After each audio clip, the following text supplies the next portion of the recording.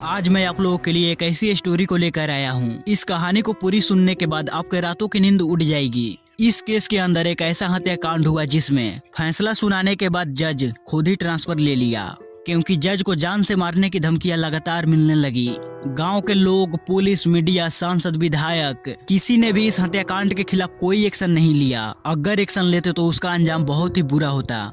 आप इस बात से अंदाजा लगा सकते हैं कि उस गांव का पंचायत का खौफ कितना बड़ा था। जी हाँ, मैं बात कर रहा हूँ मनोज और बबली केस के बारे में। सबसे पहले मैं आपको गांव की पंचायत के बारे में समझाता हूँ। नॉर्थ इंडिया जैसे कि पंजाब, बिहार, यूपी, यहाँ जो गांव तहसील होते हैं वहाँ पर एक पंचायत होती है, खाप पंचायत। ये एक ऐसा पंचायत होता है जिसमें कोई चुनाव नहीं होता। ये केवल एक जाति, बिरादरी और गोत्र के ऊपर बनाई जाती है। इसके अंदर एक रूल है कि अगर एक ही गोत्र के लड़के और लड़की को एक दूसरे से प्यार हो जाए और वो पंचायत के खिलाफ जाकर अगर शादी कर ले तो ये खाप पंचायत का रूल इन्हें समाज से बाहर कर देगा, या फिर परिवार वालों की इच्छा से इन्हें मौत की सजा दे दी जाएगी। इनका मानना है कि अगर गोत्र समान है तो ये भाई बहन है और भाई बहन शादी नहीं कर सकते। ये कहानी शुरू होती है हरियाणा के कैथल नाम की डिस्ट्रिक्ट से।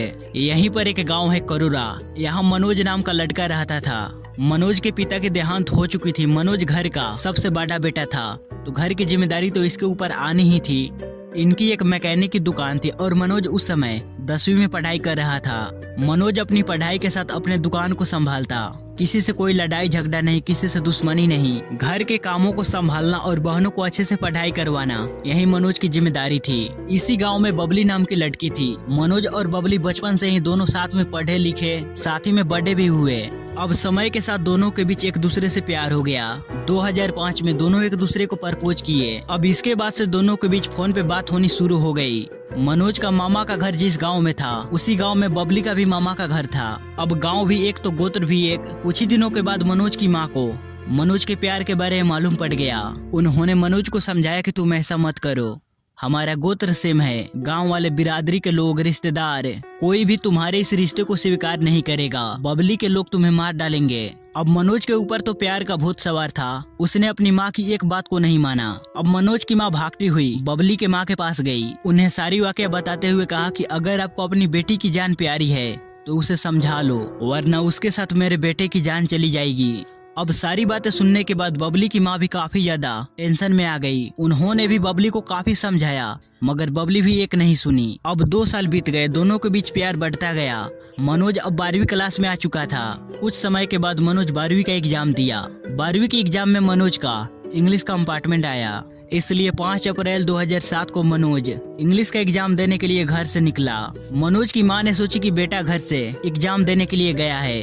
उधर बबली भी अपने घर से गायब थी। मनोज और बबली ने सोचा कि हमारे रिश्ते को न हमारे घर वाले अपनाएंगे और न ही ये समाज और न ही हमारा गांव। आगे चलकर ये हम दोनों को अलग भी कर देंगे। इसलिए दोनों ने घर से भागकर शादी करने का फैसला किया।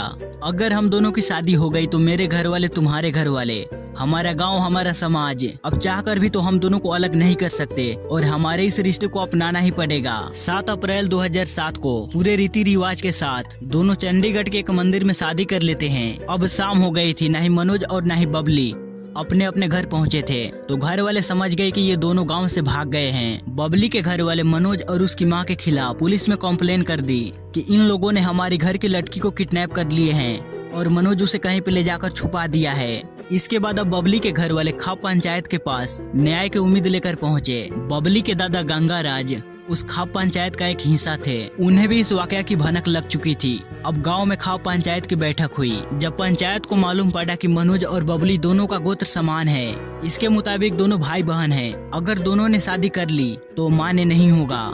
इसके बाद बबली के दादा गंगाराज ने बोला कि मनोज और बबली जहाँ कहीं भी है उन्हें ढूंढकर हमें मारना ही पड़ेगा। बबली के मामा, भाई, चचेरे भाई, वो सब इन्हें ढूंढने के लिए निकल गए। 26 अप्रैल 2007 तक किसी तरह कर ये सारी बात मनोज और बबली तक पहुंच गई। अब ये दोनों सोचने लगे कि क्या किया जाए। एक तरफ बबली के घर वाले किडनैपिंग का केस कर दिए, दूसरी तरफ खाप पंचायत ने हमें मौत की सजा सुनाई और तीसरी तरफ हमें बबली के घर वाले मारने के लिए ढूंढ रहे हैं। अब सोचते सोचते 1.5 महीना बीत गया। फिर इन्होंने 15 जून 2007 को बबली और मनोज चंडीगढ़ कोर्ट में गए। कोर्ट में जाकर दोनों ने कहा कि मेरा नाम मनोज है, मेरा नाम बबली है, हम दोनों एक दूसरे से प्यार करते हैं और घर से भागकर शादी की। हम दोनों ने एक मंदिर में शादी की, वहाँ की ये तस्वीर है। उस मंदिर का पंडित जी भी हमारे शादी का गवाही है। कोर्ट ने पूछा जब तुम दोनों ने अपनी इच्छा से शादी की तो प्रॉब्लम क्या है? तब मनोज ने बताया कि बबली के घर वाले मेरे ऊपर FIR दर्ज करवाए हैं कि मैंने बबली को किडनैप किया है। इस पर बबली बोली कि हम दोनों ने अपनी इच्छा से घर से भागे, मेरे ऊपर किसी का दबाव नहीं है, मैंने अपनी मर्जी से शादी की। अब हम दोनों साथ में रहना चाहते हैं, मगर मेरे घर वाले हम दोनों को मारने के लिए ढूंढ रहे हैं। जज ने दोनों की समस्याओं को अच्छे से समझा और लीगली इनकी शादी को एक्सेप्ट कर लिए। जज इन्हें प्रोटेक्शन देने के लिए 5 पुलिस वालों को हथियार के साथ इनकी सुरक्षा के लिए हायर किए। इस फैसले से बबली और मनोज काफी ज्यादा खुश हुए। अब इन दोनों को लगने लगा कि कोर्ट और पुलिस हमारे साथ है तो हमें अब किसी का डर नहीं। इसलिए दोनों ने सोचा कि अब हमें अपने गाँव जाकर अपने घर वालों से मिलना चाहिए। और यही मनोज और बबली की सबसे बड़ी भूल थी, क्योंकि गांव के अंदर खाप पंचायत के सामने पुलिस प्रशासन किसी की भी नहीं चलती। अब ये दोनों अपने गांव यानी कि कैथल जाने वाली बस में बैठ गए। उस बस के अंदर हथियार के साथ 5 पुलिस वाले इनके साथ बैठे थे। अब जैसे जैसे कर बस यहाँ से आगे बढ़ने लगी, वैसे ही एक एक कर पुलिस वाले बस से उतरते गए। उस गांव तक पहुंचने से पहले ही सारे पुलिस वाले उस बस से उतर चुके थे। इनके गांव में जाने से पहले एक पिपली बस स्टॉप आता है। यहाँ आने तक मनोज और बबली को सारी वाकया समझ आ गई कि हम दोनों अब सेफ नहीं हैं। ये दोनों पिपली बस स्टॉप पे उतर गए। वहीं किसी PCO से मनोज अपनी माँ के पास कॉल करता है और सारी बात बताता है कि कोर्ट ने हम दोनों की शादी को मंजूर कर लिए हैं, हमें लीगली एक्सेप्ट भी कर लिया गया है, मगर गांव आने से पहले ही 5 पुलिस वाले हमें छोड़कर यहाँ से चले गए। इसलिए अब हम यहाँ से दिल्ली जा रहे हैं। जब सब कुछ सही हो जाएगा तो मैं वापस चला आऊंगा। इसके बाद मनोज ने बबली से अपनी माँ की बात करवाई। बबली ने मनोज की माँ को कहा कि मैंने आपके बेटे से शादी की, क्या आप हमारे रिश्ते को एक्सेप्ट करोगे? इस पर मनोज की माँ ने कहा कि अब जो हो गया वो हो गया, तुम अब हमारी घर की बहू हो और ये हमें स्वीकार करना ही पड़ेगा। बस तुम दोनों अपना ध्यान रखना और जल्दी से घर आ जाना। माँ की बात सुनकर दोनों काफी ज्यादा खुश हुए और पिपली से दिल्ली जाने वाली बस में बैठ गए। अब किसी खबरी ने बबली के घर वालों को खबर दे दी कि मनोज और बबली पिपली से दिल्ली जाने वाली बस में बैठे हैं।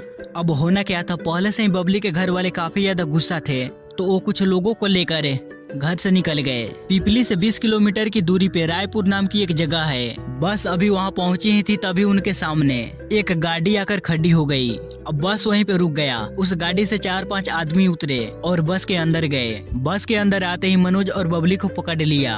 अब इन्हें जानवरों की तरह घसीटते हुए मारते पीटते अपने गाड़ी में बैठाए और यहाँ से निकल गए।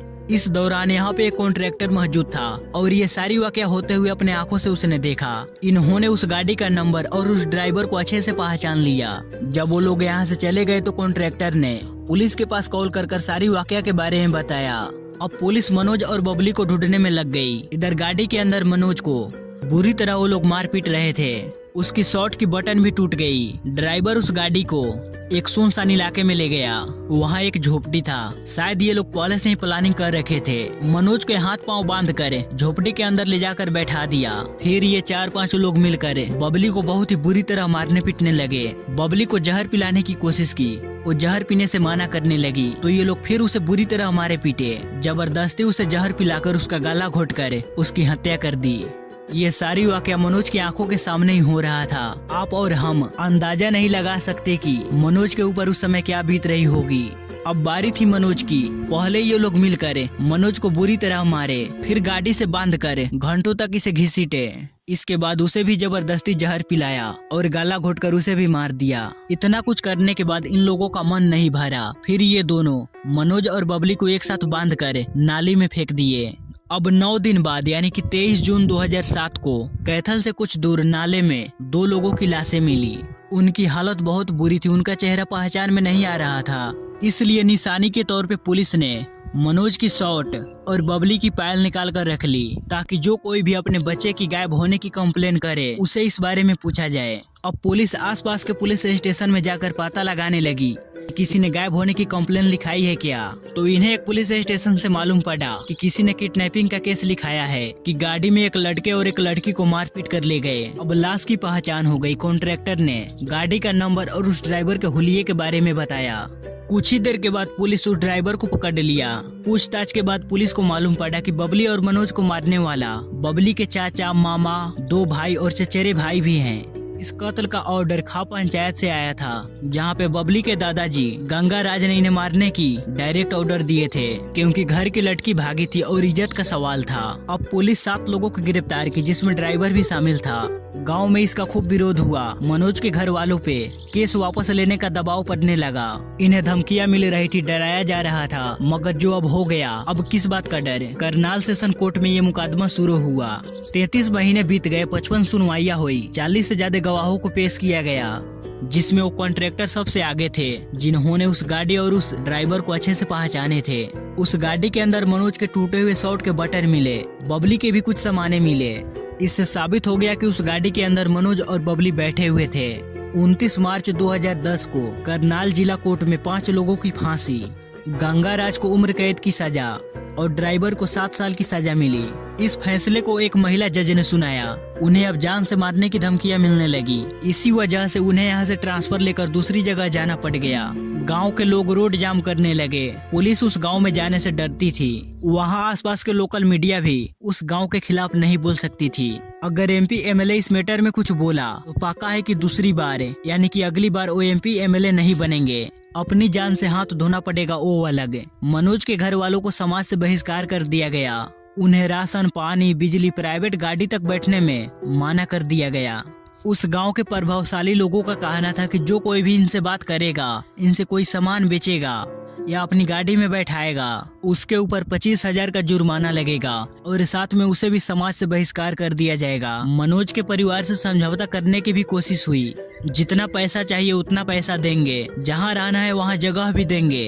अगर तुम नहीं मानोगी तो याद रखना तुम्हारी 2 बेटियां भी है। बड़ी बेटी पुलिस कैंप में ट्रेनिंग कर रही थी। बबली के घर वालों ने किसी कॉन्ट्रैक्ट किलर को 25 लाख रुपए की सुपारी दे दी मनोज की बड़ी बहन को मारने के लिए। खुद किस्मती से मनोज की बड़ी बहन की जान बच गई। इस कहानी के लीड विलन थे गंगाराज। इन्हें उम्र कैद हुई थी, जबकि तो इन्हें फांसी की सजा मिलनी चाहिए थी। इसलिए अब मनोज का परिवार हरियाणा हाईकोर्ट चला गया। इधर गाँव वालों से 10-10 रुपया वसूला गया ताकि इस केस को आगे लड़ा जा सके। बबली के घर वाले भी अपने लड़की को बचाने के लिए हरियाणा हाईकोर्ट चले गए। 2010 में इस केस का फैसला हो गया। जो था जिन जन को फांसी मिला था उन्हें उम्र कैद, दादा और ड्राइवर को बेगुनाह घोषित किया गया। जब इस केस की सुनवाई करनाल कोर्ट में हो रही थी, उस समय जिन 5 पुलिस वालों को तैनात किया गया था मनोज और बबली की सुरक्षा के लिए, उन्हें भगौड़ा घोषित किया गया, जिनमें से एक की नौकरी चली गई, बाकियों की छोटी मोटी सजा मिली। सुप्रीम कोर्ट ने भी हाई कोर्ट के फैसले को जारी रखा। 5 को उम्र कैद, दादा और ड्राइवर को बाइज्जत बरी।